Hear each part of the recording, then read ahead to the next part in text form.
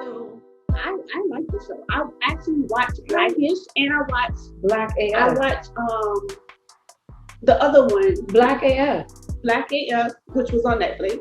Loved it. I loved it. Loved it. To me, it was funny. Funny as hell. It was funny as hell. It was really good. It had relatable topics, but Yes. people had an issue with it because they felt like that the family dynamic wasn't black. But that was the whole controversial dynamic of it. It was all shades of black though. It was all shades of You black. had dark, you had light, you had in between. I don't get it. I liked it.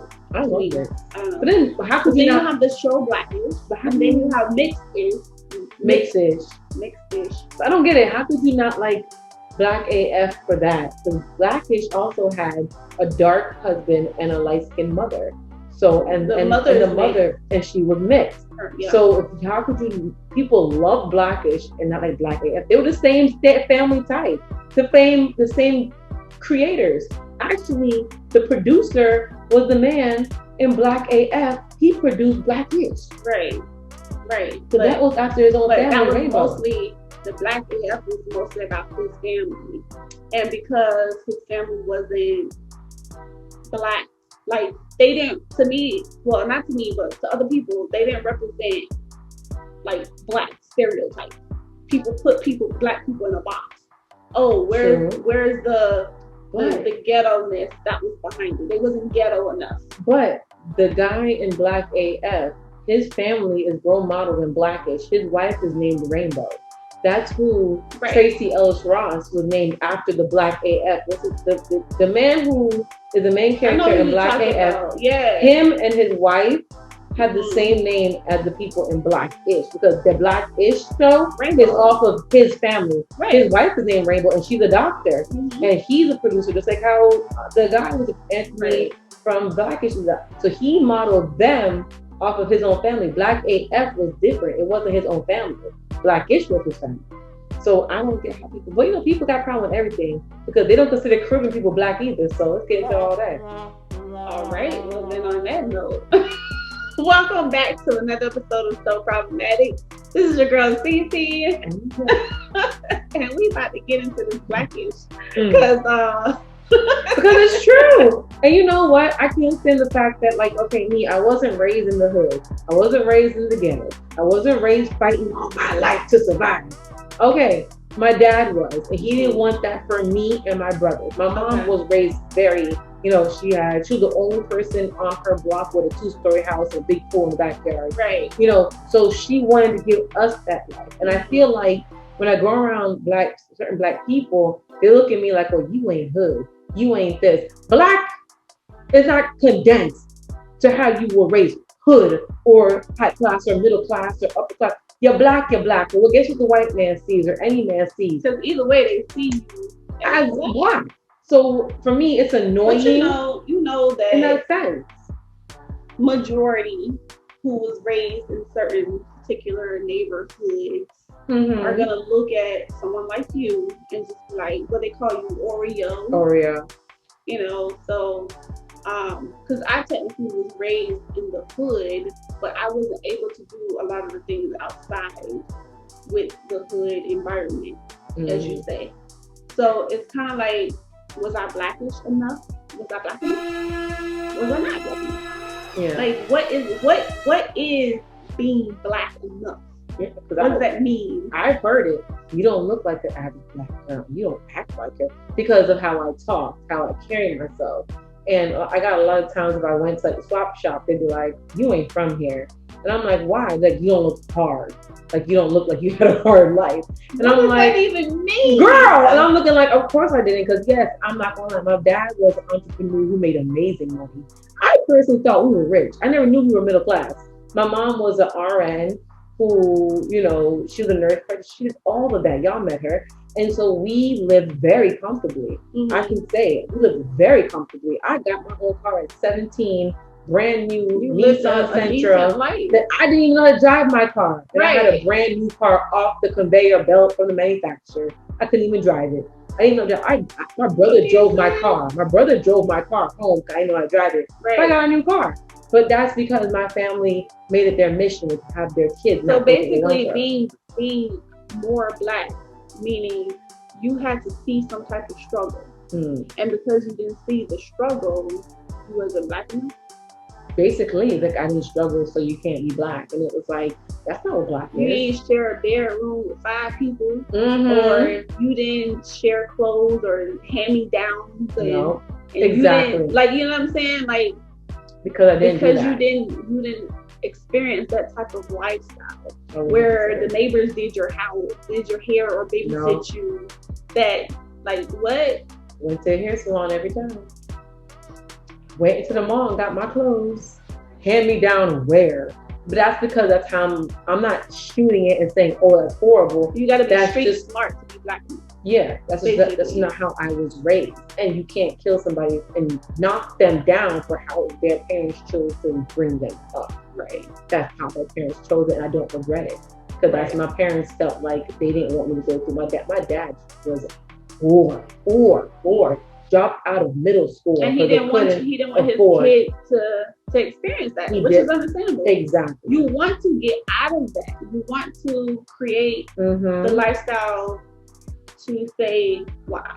You know, if my parents went through that, I don't want me or my kids to go through that. Exactly. So I get that. And I know for the past year or two, we noticed the horizons of the Black community being woke, per se. You know, the spirit of I don't know what happened. I'm getting some money. No, but the Black community, we're learning more about our culture, and I get that, which is perfectly fine. We should be learning. We should be educating ourselves. I think that our generation definitely has been up a notch on that. I think that our generation for sure has been like, okay, we need to learn. We need to be educated so that we can educate our kids. Which is amazing. But a lot of the times it does come from hypocrites. Let's just point that out. Let's point it out because I've noticed that we'll be like, oh, let's educate ourselves. But then we'll turn around and say, oh, you ain't being Black enough, or you know what I'm saying? Like calling people out on not being educated on certain topics or certain subjects. And I don't think that's fair. No. Because I may not know politically correct terms or terminology because that's not my field. I'm gonna be honest. That's not my forte, and I'm not gonna act like it is. I don't know everything that needs to be said on a political standpoint. I was about to say that. Like, what if somebody doesn't want to know all that crap? And what if they're not interested in knowing everything? I feel you should educate yourself, yes, on your culture. Right. But don't be coming at me when you want to hold this whole big ass conversation and I'm supposed to know every little thing about Black history and every date. It ain't gonna happen for me. It ain't gonna happen for me. It ain't. I'm sorry. I believe in knowing your culture, knowing your roots. If you're gonna chastise me because I don't know dates and times, and to be honest with you, you learn something every day. If you're not learning at least one new thing every day, you're not learning, right? So we're growing, but I feel like there's something to learn every single day, and it's a lot of information to obtain coming from the history that we came from, and where our ancestors had to go through, and all of that. First of all, we have to reprogram based on what the school systems and everything have taught us, right? So first, we have to get rid of that. On top of already being an adult, being a parent, being all these roles on top of that already. Now you asking us to be well educated on the history of our ancestors. You know how far back that is? So far back. And we're not knocking and saying not to be, but understand that some people just want bullet points. And we understand that we do get our ancestors. We do get where we came from. We do understand what we've been through and how we need to improve. But we might not get all the detail because that might be your shit. Your shit might be Black history, oppression, and I'm willing to and movement. Yeah, but just you can't do it in an unhelpful way because when you start chastising and being unhelpful, I tune in. I'm done with the conversation because then it's negative to me. It's and like you're not really helping. Being judgmental, you lose the sight and the purpose of what you're trying to preach to people, what you're trying to teach to people. If you're teaching me something, teach me something, but don't chastise me for not being educated on it. Don't come down on somebody for not knowing the facts of their history. Just simply educate, and that's it. And here's my thing also. You got to understand when you're just being damn well ignorant as well, okay? Stop the foolishness. People hate being called out for being ignorant sometimes, and sometimes you got to accept your ignorance and move on with your shit. And if you were ignorant, own it, okay? Because I'm quick to call the ignorant motherfucker when I'm ready. Sorry, y'all, I'm being honest with you. And I don't apologize for it, and I will never apologize for it, because I get caught on my own shit sometimes. Yeah. So and stop judging people who don't think like us. Okay? So with that being said, there are some people who are woke, people who always agree, on certain things, but then you have certain people who are just like think differently, and that's okay. You have to be willing to be okay with thinking differently, hearing other opinions, because they might educate you on something that during that situation they might tell you something that you don't even know. And just because you don't agree with me, don't be on that, and that's why you will always be oppressed, my sister. No, I will not always be oppressed, my brother. I've heard that before. Just because I don't agree with what you're saying doesn't mean that. It just means that I believe what I believe and you believe what you believe. I'm Christian. People don't believe in the Bible. It's a white man's religion. It's an organized religion. And by all means, people say that crap to me. I just take it like, okay, well, I'm sorry you feel that way. I'm not about to argue with you with my religion, because you're not going to change me at 32 years old to believe what you want me to believe. And I can't convert you. I end by always saying we're going to have to respectfully agree to disagree and move forward. Because as for me in my house, there's a God, there's a Jesus. As for you in your house, there's somebody and something else. And I don't care. Right. That's you. I can appreciate your terms, but do not chastise me and tell me I'm going to go to hell with the white man because of my religion. Because that right there, you sound ignorant. And when we talk about slavery and shit like that, I'm going to ignore you because you don't came off chastising my belief. I'm not going to believe your belief, because at the end of the day, you can't respect what I'm saying. Right. So, your delivery. It's all about delivery. It has to be different. If you're trying to educate somebody on the blackness or the history of what our ancestors went through, I feel like you have to come at somebody correctly. For example, like I wanted to bring up was Martin and Malcolm. Two different people. They had Martin and Malcolm. Well, let's get it. That's my man. I know. What was his stance again?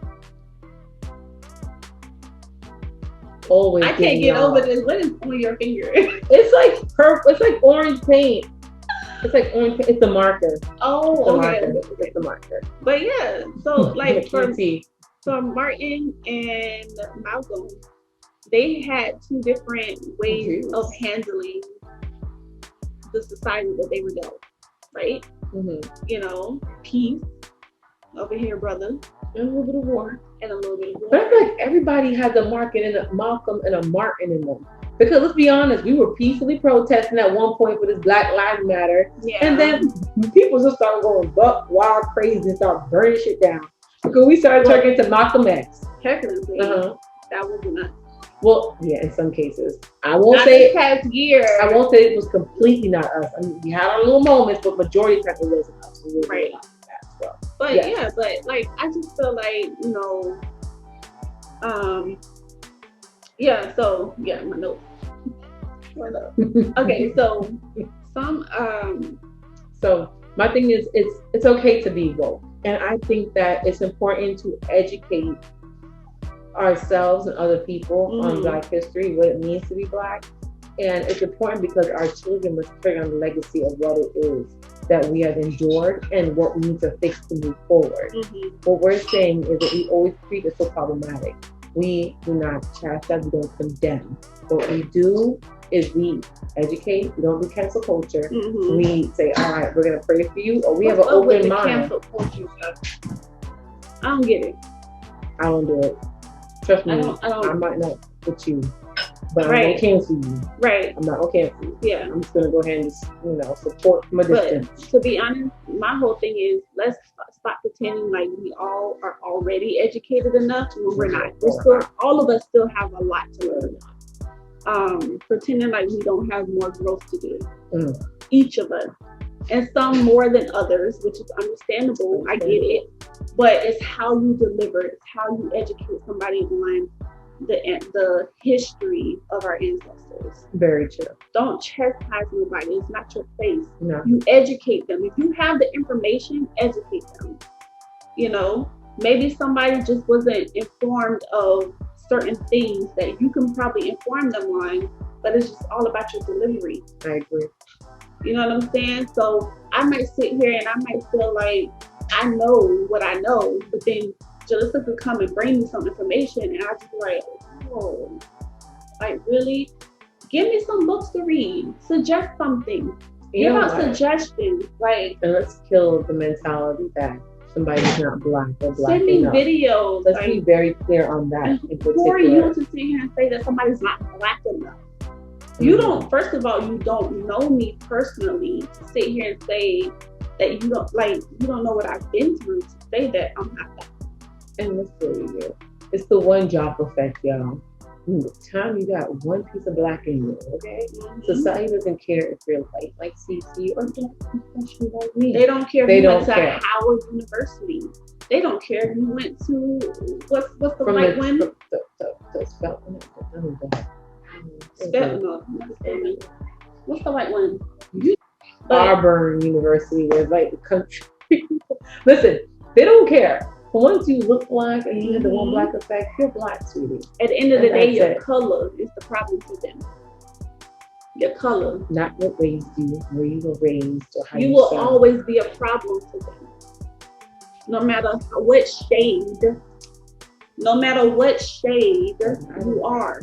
You will always be a problem for them. Always. So instead of chastising people on not being black enough, let's help wake some people up by educating them. Respectfully. Don't chastise people for somebody for being just like ignorant to certain things. Just be like, listen, sis, or listen, bro, like, this is what it is. Mm-hmm. Here, I got a book for you. Mm-hmm. Here, I got a video for you. Mm-hmm. Let's stop with the ignorant shit. Amen. That's what I'm saying. And I second that motion. And on that note, we out. Bye.